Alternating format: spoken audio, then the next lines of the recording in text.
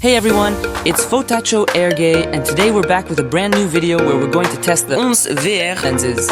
Let's go! These lenses come with a microfiber cloth, and that's really cool because you can clean your lenses with it. If you need them and wear glasses, you can also get these lenses made for you with your prescription.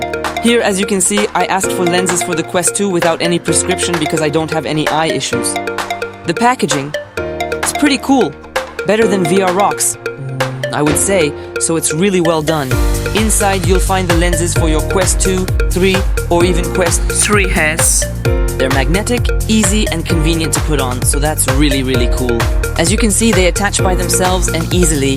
It's really easy to put on, it's quick, and then you won't have to suffer from eye strain when you're playing a VR game.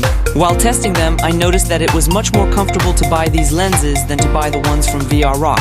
They cost about the same, but the VR Rock ones touch my nose a bit when I play in VR, and that's very uncomfortable.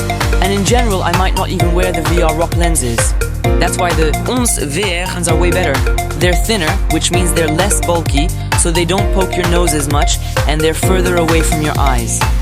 So I find it better, and the clarity of your Quest's resolution when you look through the lenses is way better, significantly better. I noticed the difference with the VR Rock ones. I would say that the ones from HONS VR are way better in that regard. However, VR Rocks has a much wider range of lenses for several higher-end headsets. You've got the Apple Vision Pro, all the PICO headsets, all the Valve headsets, and so on. So for that, VR Rock wins again.